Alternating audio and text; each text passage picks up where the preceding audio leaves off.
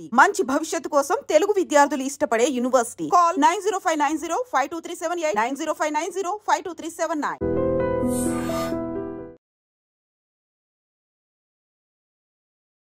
Welcome to I dream. ప్రస్తుతం అయితే తెలంగాణలో బీసీకి సంబంధించిన వాయిస్ రోజు రోజుకి పెరుగుతోంది. ఒకటి అంటే సభలు పెడుతున్నారు, అట్లాగే రాజ్యాధికారం కావాలి అని అంటున్నారు. 42% రిజర్వేషన్ ఏదైతే ప్రామిస్ చేసిందో దానికి అనుగుణంగా ఆ 42% రిజర్వేషన్ వచ్చే వరకు మా పోరాటం ఆగది అనేది ఒకటి. అండ్ ఇంకో లైన్ కూడా ఇప్పుడు ఏం తీసుకున్నారు అంటే 42% రిజర్వేషన్ మీరు ఇస్తామన్నారు, ఓకే అది ఓకే. ఎస్సీ వర్గీకరణలో భాగంగా వాళ్ళకి ఆల్మోస్ట్ రిజర్వేషన్లో కూడా ఇప్పుడు ఉద్యోగాలు ఏవైతే నోటిఫికేషన్లు పడతాయో వాళ్ళకి రిజర్వేషన్లు కూడా అందులో నుంచే అమలు కాబోతున్నాయి. మరి బీసీల పరిస్థితి ఏంది? ఇది గట్టిగా అడుగుతున్నటువంటి సిచ్యువేషన్ అయితే కనిపిస్తోంది. మన ముందు ఉన్నారు BC JAC convener Vatte Janaiah గారు మనతో పాటు ఉన్నారు. ఏం నడుస్తుంది ఏంది ఒక్కసారి మాట్లాడే ప్రయత్నం చేద్దాం. సార్ నమస్తే. బాగా రోజుల తర్వాత కలిసినట్టున్నాం. అప్పుడెప్పుడో మీరు ఎలక్షన్ క్యాంపెయిన్లో ఉన్నప్పుడు నేను వచ్చి గ్రౌండ్లో అసలు ఏంది సిచ్యువేషన్ అనేది మీతో ఇంటర్వ్యూ చేసిన. ఏం నడుస్తుంది సార్, ఎట్లుంది? అంటే ఈ రాష్ట్ర జనాభాలో సగానికి పైన ఉన్నాం అనేటటువంటి లెక్కలు తేల్చిరు. సరే ఎక్కువ తక్కువ తప్పు ఒప్పు మొత్తానికి మాత్రం తేల్చిరు. కానీ భారతదేశానికి స్వతంత్రం వచ్చిన నాటి నుండి కావచ్చు ఇప్పటి వరకు కూడా ఈ రాష్ట్రంలో ఉండబడినటువంటి మైనార్టీలు పరిపాలిస్తున్నటువంటి పరిస్థితి ఈ ఉమ్మడి రాష్ట్రాలలో మాత్రమే ఉంది. భారతదేశంలో ఎక్కడ చూసినా మెజారిటీ ప్రజలు పరిపాలనలో ఉంటారు. కానీ మన దౌర్భాగ్యం ఏంటంటే ఇక్కడ మైనార్టీలు పరిపాలించబడుతూ ఉన్నారు. కాబట్టే మెజారిటీ ప్రజల యొక్క అవసరాలు తీర్చేటటువంటి పరిస్థితి లేక ఇంకా గ్రామాలలోకి వెళ్ళినప్పుడు రేషన్ కార్డుల కోసం, డబుల్ బెడ్రూమ్ల కోసం, పెన్షన్ల కోసం, ఉద్యోగాలు లేక ఉద్యోగాల కోసం దరఖాస్తులు పెట్టుకునేటటువంటి పరిస్థితి తెలంగాణలో ఉంది. మేజర్గా తెలంగాణ రాష్ట్రం ఏర్పాటైతే బడుగు బలైన వర్గాలకు మంచి భవిష్యత్తు వస్తుంది అనేటటువంటి నీళ్లు నిధులు నియామకాల నినాదంతో పోరాటం చేసిన దాంట్లో కూడా మేజర్గా బహుజనులే. కానీ వచ్చిన తర్వాత దొర 10 సంవత్సరాలు అధికారంలో ఉండి మళ్ళీ జాతుల్ని ఏ రకంగా నిర్లక్ష్యం చేశారనే దాని మీద కూడా చర్చ జరుగుతూ ఉంది. అంటే అంతిమంగా ఎంతో కొంత గతానికి ఇప్పుడు చూస్తే ఈ వర్గాల్లో కూడా చదువుకున్నటువంటి తరాలు బయటకు వచ్చినాయి. అంటే ఎక్కడ నష్టపోతున్నాం, ఎందువల్ల నష్టపోతున్నాం అనే దాని మీద కొంత ఆలోచనలో మార్పు జరుగుతుంది. కాబట్టి వీటన్నిటికీ కారణం రాజ్యాధికారం. కాబట్టి ఇప్పటివరకు జరిగినటువంటి పోరాటాలన్నీ విద్య, వైద్యం, స్కూళ్ళల్లో ఫీజులు, కాలేజీలలో స్టైఫండ్ల కోసం మాత్రమే జరిగిన బీసీ ఉద్యమాలు ఉండే. కానీ ఈ తరం ఇప్పుడు స్టార్ట్ అయినటువంటి మలిదశ బీసీ ఉద్యమం అనేది ఓన్లీ రాజ్యాధికారం. అంటే రాజ్యాధికారం వస్తే తప్ప మా జాతుల్లో బతుకుల్లో మార్పు రాదనేటటువంటి వాస్తవాన్ని గ్రహించరు. కాబట్టి ఇప్పుడు ఆ వైపుగా పోరాటాలు అనేవి జరుగుతూ ఉన్నాయనేది వాస్తవం. చర్చ జరుగుతూ ఉంది. ఇవాళ ఏ మూలకు పోయినా ఎక్కడ చూసినా ఓ నలుగురు నిలబడరంటే అక్కడ బీసీ గురించే చర్చ జరుగుతూ ఉంది. అది ఈ రాష్ట్రంలో ప్రజెంట్ ఉన్న పరిస్థితి. ఓకే, 50% మేర ఉన్నారు సార్. ఎట్లా సమన్వయం చేసుకుంటున్నారు? అన్ని సంఘాలు కావచ్చు, లేకపోతే బీసీలలో కూడా ABCD అట్లా కూడా ఉన్నారు. కాబట్టి ఎట్లా సమన్వయం చేస్తున్నారు? మీరు అందరు కలిసి వస్తున్నారా? 100% కలిసి వస్తారు. ఎందుకు వస్తారు అంటే ఎవరెంతో వాళ్ళకంతా. ఈ ఏదైతే ఈ 56% అని చూపించినటువంటి దాంట్లో ఇవాళ ఎంబీసీలు కావచ్చు, బీసీలు కావచ్చు, ఎవరెవరి జనాభా నిష్పత్తికి అనుగుణంగా వాళ్ళకు అవకాశాలు దక్కుతాయనే దాని మీదనే మా లెక్కలు. ఇవాళ ఎవరి జనాభా ఎంత ఉంటే ఆ జనాభా ప్రకారం ఈ రాష్ట్రంలో ఉండబడినటువంటి ఎమ్మెల్యేలు కావచ్చు, ఎమ్మెల్సీలు కావచ్చు, ఇంకా రాజ్యాధికారానికి సంబంధించినటువంటి ఏ రకమైనటువంటి పోస్టులు వచ్చినా కూడా వాళ్ళ జనాభా నిష్పత్తికి ఆధారంగానే వాటిని బైఫర్కేట్ చేసి మేము మేనిఫెస్టో రెడీ చేయబోతా ఉన్నాం. కాబట్టి దాంతో ఎవరికి నష్టం జరగదు. ఇప్పుడు ఏముంది, ఇక్కడ ఉన్నటువంటి దాంట్లో ఇవాళ 3% లేనటువంటి రెడ్లు 36% ఇవాళ ఎమ్మెల్యేలుగా ఉన్నారు అసెంబ్లీలో. అంటే ఇవాళ 1% లేనటువంటి ఎలమలు 13-14 మంది ఉన్నారు. అంటే ఇవన్నీ కూడా ఎవరు దోసుకుపోతా ఉన్నారు? ఏదైతే మైనార్టీలు ఉన్నారో అగ్రవర్ణాలు ఈ బీసీలకు రావాల్సినటువంటి యొక్క స్థానాలన్నింటినీ కూడా వాళ్ళు దోసుకుపోతున్నారు అనేటువంటి వాస్తవాన్ని ఈనాడు కీ న్యూస్ ద్వారాను, ఇంకో న్యూస్ ఛానల్ ద్వారాను, ఇవాళ అన్ని యూట్యూబ్ ఛానల్ అంటే మేజర్ ఎలక్ట్రానిక్ మీడియా మాకు సపోర్ట్ చేయకపోయినా మాకు ఉండబడినటువంటి మా జాతుల్లో ఉండబడినటువంటి మీడియా ఛానల్, యూట్యూబ్ ఛానల్ మొత్తం కూడా ప్రజలకు అర్థమయ్యే విధంగా, మా జాతులకు అర్థమయ్యే విధంగా విశదీకరించి విశ్లేషణ చేసి చెప్తా ఉన్నారు. దాంతో చదువుకున్నటువంటి తరాలు వచ్చినాయి కాబట్టి ఆటోమేటిక్గా దాన్ని రీచ్ కాగలుగుతాం. ఇక్కడ నష్టం జరుగుతున్నది. ఈ మధ్యకాలం ఇంకోటి చూస్తున్నాం మేజర్గా ఈడబ్ల్యూఎస్ రిజర్వేషన్ అనేది. ఈడబ్ల్యూఎస్ అనేది రాష్ట్రంలో దేశంలో అసలు రాత్రికి రాత్రే అంటే అగ్రవర్ణాలు పరిపాలించే కాడ ఉండరు కాబట్టి వచ్చి ఇవాళ బీసీ ఎస్సీ ఎస్టీల ఉద్యోగాలను కూడా ఈడబ్ల్యూఎస్ ముసుగులో దోసుకోపోతున్నటువంటి పరిస్థితి. కాబట్టి వీటన్నిటి మీద చాలా క్షుణ్ణంగా స్టడీ చేసి ప్రజల్లో అక్కడ ఉన్నటువంటి ఆ సమాజంలో అట్టడుగున్నటువంటి వాళ్ళ వరకు కూడా చేరే విధంగా మా ప్రయత్నం జరుగుతూ ఉంది. ఈడబ్ల్యూఎస్ రిజర్వేషన్ వచ్చి ఎన్ని సంవత్సరాలైంది సార్? ఎందుకు తీసుకొచ్చారు ఈడబ్ల్యూఎస్? అంటే అగ్రవర్ణాలు వాళ్ళలో ఉండబడినటువంటి పేదల ముసుగులో ఇవాళ అందరికీ కూడా అందుతూ ఉన్నాయి. ఈడబ్ల్యూఎస్ అనేది ఏంది, 8 లక్షల ఆదాయం ఉంటే చాలు అనేటటువంటిది ఉంది. అదే బీసీ ఎస్సీ ఎస్టీలను 2 లక్షలు ఉంటేనే వాడు ధనికుడు అవుతాడు. ఈడబ్ల్యూఎస్ పోయేసరికి 8 లక్షలు ఉన్నా పేదోడు అవుతాడు. అంటే ఇవాళ అన్ని రాష్ట్రాలలో ఏముందంటే ఇప్పుడు తమిళనాడు ఉంది, తమిళనాడులో ఇంప్లిమెంట్ చేయట్లేదు. ఎందుకు అంటే అక్కడ పరిపాలించేటటువంటి వాళ్ళు బీసీలు కాబట్టి ఇక్కడ మేము దాన్ని యాక్సెప్ట్ చేయమని పక్క పెట్టు. కానీ ఇక్కడికి వచ్చేసరికి కేసీఆర్ దాన్ని ఇమ్మీడియట్గా కేంద్ర ప్రభుత్వం ఏదైతే పెట్టుకోవచ్చు అనే అవకాశం ఇచ్చిందో ఇమీడియట్గా దాన్ని అమలు చేసి ఇక్కడ ఉన్నటువంటి బడుగు బలైన వర్గాల నోళ్ళల్లో మన్ను కొట్టినటువంటి పరిస్థితి. మరి యుద్ధం ఎవరి మీద ఉండాలి? కేంద్రం చేసింది కాబట్టి కేంద్రం మీద ఉండాలి, అంటే బీజేపీ మీద ఉండాలి. కానీ మీరు రాష్ట్ర సర్కార్ని ఎందుకు అడుగుతున్నారు? రాష్ట్ర సర్కార్ని ఇబ్బంది ఎందుకు పెడుతున్నారు? లేదు, మేమేమంటున్నాం అంటే రాష్ట్ర సర్కార్ది కూడా ఉంది పాత్ర. ఇవాళ కేసీఆర్ దుర్మార్గంతో దాన్ని అమలు చేసిండు. రేవంత్ రెడ్డి గారు ఆపొచ్చు దాన్ని ఇప్పుడు మాకు బీసీలకు రిజర్వేషన్ ఇస్తాం, 42% అమలు చేస్తామని చెప్పుకుంటేనే రాత్రికి రాత్రి మళ్ళీ ఉద్యోగ నోటిఫికేషన్లు ఇచ్చిన వాళ్ళందరూ కూడా అమలు చేసుకుంటూ పోతాం. అంటే భవిష్యత్తులో ఒకవేళ ఏదైనా గట్టిగా ఈ ప్రజల్లోకి చైతన్యం వస్తే మా జాతులకు మళ్ళీ దక్కదేమో అనేటటువంటి ఉద్దేశం. ఇప్పుడు మొన్న కూడా చూశారు కదా, అసెంబ్లీ నడుస్తున్న రోజు ఎస్సీ వర్గీకరణ అనేది సుప్రీంకోర్టులో ఓకే అయింది. ఏమన్నాడు అసెంబ్లీ ఉండి మాట్లాడుకుంటా ఇవన్నీ కూడా నోటిఫికేషన్స్ అన్నీ కూడా ఈ రిజర్వేషన్ అమలు చేసిన తర్వాతనే చేస్తా ఉన్నాడు. కానీ అది కాకముందే, చట్టం కాకముందే ఆటోమేటిక్గా చేసుకుంటూ పోతున్నాడు. అంటే ఇవన్నీ అంటే వడ్డించే ప్రాసెస్ కదా. మామూలుగా అయితే ఎస్సీ వర్గీకరణకు సంబంధించి కొన్నేళ్ల నుంచి పోరాటం చేస్తా వచ్చిండ్రు, ఇప్పుడు ఇంప్లిమెంట్ అయింది. మీ తరఫున ఒక స్టాండ్ తీసుకున్న ప్రభుత్వం ఏదైతే ఉన్నదో అది కాంగ్రెస్ సర్కార్. అది మీరు కూడా ఒప్పుకుంటారా, ఒప్పుకోరా? ఏం స్టాండ్ తీసుకుంది? 42% మేము రిజర్వేషన్ ఇస్తాము అని చెప్పింది. ఎవరన్నా ఉన్నారా? గతంలో చాలా మంది ఇస్తామని అన్నారు. ఎవరన్నా ముందు కన్నా పోయినరా? ఓకే, మేము దాన్ని యాక్సెప్ట్ చేస్తున్నాం. కానీ వాళ్ళ చేతిలో ఉండబడినటువంటి రాత అయిపోతాయా అట్లా? వాళ్ళ చేతిలో ఉండబడినటువంటి అసెంబ్లీలో ఇవాళ క్యాబినెట్ల ఆ 42% ప్రకారం ఇచ్చిన తర్వాత వాళ్ళ చేతిలో లేనటువంటి 9th షెడ్యూల్లో చేర్చే దాని గురించి తర్వాత మాట్లాడమనండి. వాళ్ళ చేతిలో ఉండబడినటువంటి కార్పొరేషన్లు ఇచ్చే కాడ 42% ఇచ్చిన తర్వాత 9th షెడ్యూల్ గురించి మాట్లాడదాం. సెంట్రల్ గవర్నమెంట్ మీద ఫైట్ చేద్దాం. ఇవాళ వాళ్ళ సెంట్రల్ గవర్నమెంట్ ఆమోదించాల్సినటువంటి 42% నేను ఇస్తాను ఎన్నికల ముందు బీసీలను మోసం చేసి బీసీలకు మేము ఈ రకంగా ఇస్తాం 20 కోట్ల 20,000 కోట్ల బడ్జెట్ ఎట్లా అంటున్నారు? ఇప్పుడు ఎలక్షన్ ముంగట చెప్పే కదా, దొంగతనంగా కాదు, చెప్పిర్రు, బాజాప్తా చెప్పిండ్రు. 42% మేము ఇస్తామన్నారు. 56% మీరు ఉన్నారు కదా సార్. మీరు ఓట్లు వేస్తేనే కదా ఇప్పుడు సర్కార్ అనేది వచ్చింది. ఆనాడు ఎందుకు అడగలే, ఇప్పుడు ఎందుకు అడుగుతున్నారు అనేది కూడా చాలా మంది అడుగుతున్నారు. మేము ఏమంటున్నాం అంటే మీ చేతిలో ఉన్నది ఇవ్వండి ఇప్పుడు అంటున్నాం. ఇప్పుడు 42% చేసారు, పంపిరు, చట్టం చేసి కేంద్రం మీద ఒత్తిడి పెంచాల్సినటువంటి పరిస్థితి అన్ని పార్టీలు పెంచిన తర్వాత ఆ పార్టీల భవిష్యత్తు ఏందనేది తెలంగాణ మేము చూస్తాం. కానీ మీ చేతిలో ఉండబడినటువంటి క్యాబినెట్లో మా జాతలకు ఇచ్చిన దాంట్లో మీ 42% చూపియండి అంటున్నా.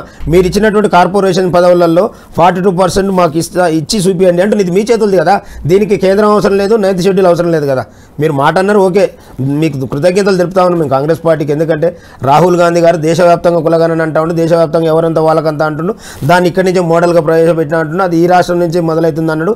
ఓకే, మీ చిత్తశుద్ధి మీ చేతులు ఉన్నటువంటి వాటిలో ఇవ్వమని మేము రిక్వెస్ట్ చేస్తా ఉన్నాం. సార్ రిక్వెస్ట్ చేస్తున్నారా? నిన్నటి సభలో కాంగ్రెస్ సర్కార్ మీకు 42% రిజర్వేషన్ ఇస్తాము అని ఇంతగానం కులగణన అన్ని వేసిన కాంగ్రెస్ పార్టీని, లేకపోతే వాళ్ళ తరఫున రిప్రజెంట్ చేస్తున్న సీఎం రేవంత్ రెడ్డిని ఎట్లా ఎన్ని మాటలు అంటున్నారు సార్?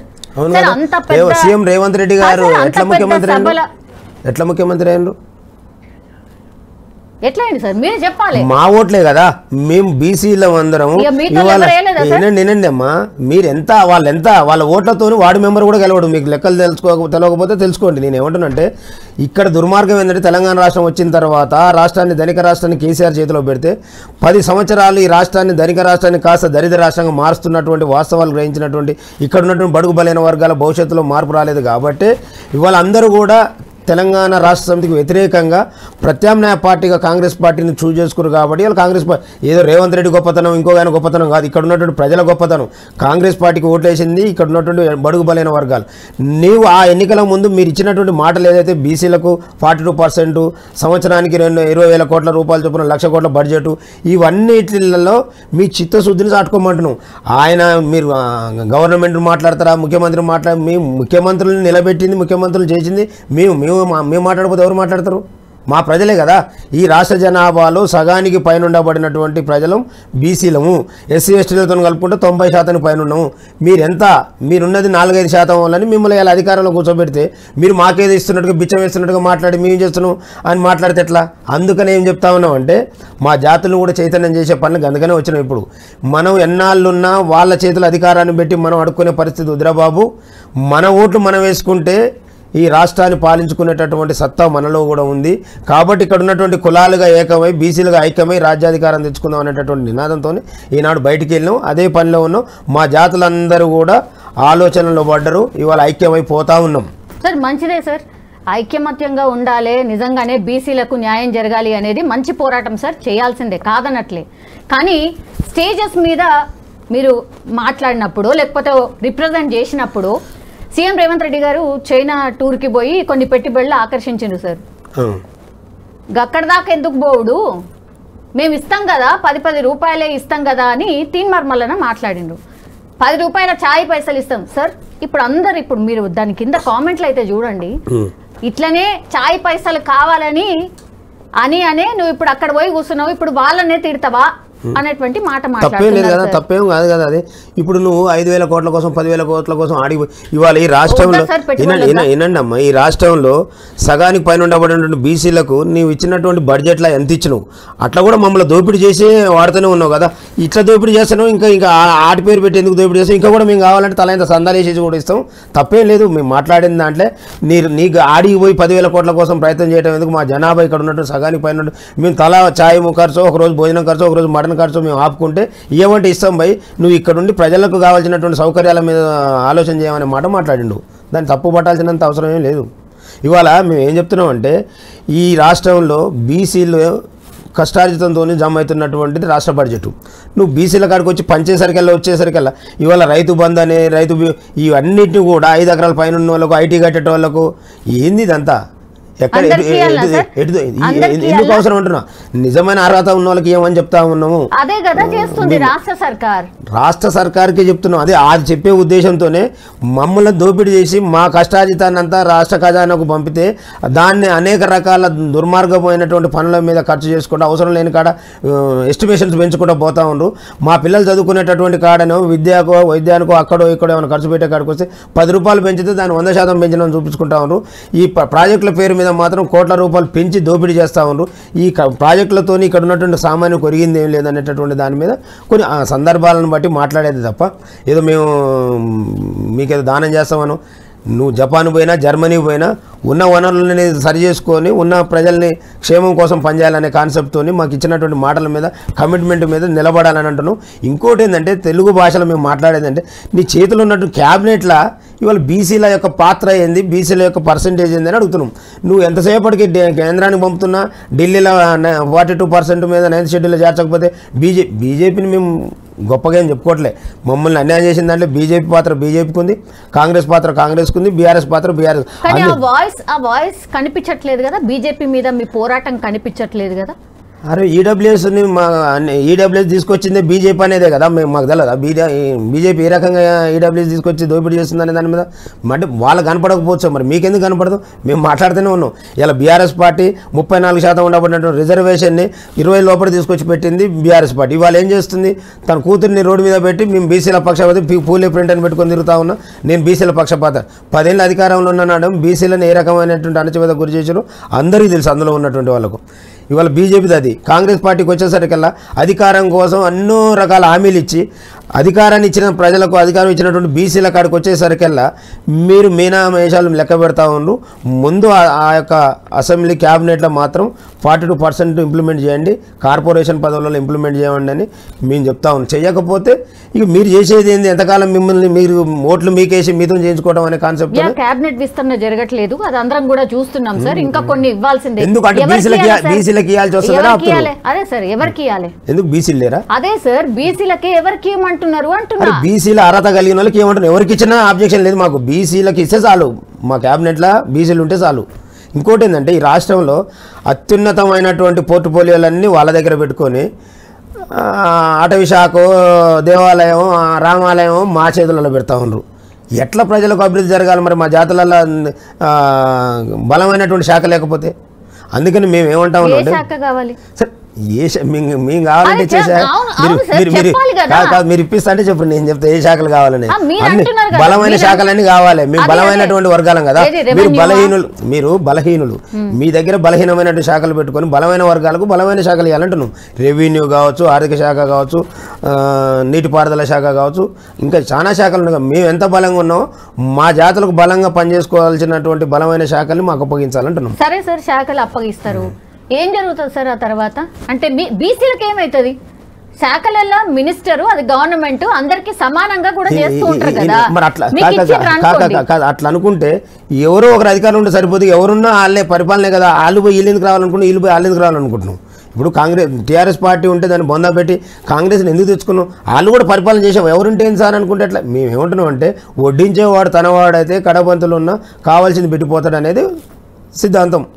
దానికోసం మా జాతులు, మా వర్గాలు అక్కడ ఉన్నప్పుడు మా జాతులకు మేలు చేయాలనే ఆలోచన ఉంటుంది కదా. ఇవాళ వాస్తవంగా ఈ రాష్ట్రంలో ఏముందమ్మా, గురుకులాలు ఉన్నాయి. గురుకులాలల్లో ఎవరైనా ఈ అగ్రవర్ణాల పిల్లలు పోయి చదువుకుంటా ఉండరా? అగ్రవర్ణాలు పేదలు ఉంటే తప్ప ఇంకోళ్ళు. దాంట్లో ఇవాళ కరెంటు పోతే జనరేటర్ ఉంటే దాంట్లో డీజిల్ పోస్తే ఆన్ చేసేవాడు ఉండడు. అటెండర్ ఉంటే స్వీపర్ ఉంటే అటెండర్ ఉండడు.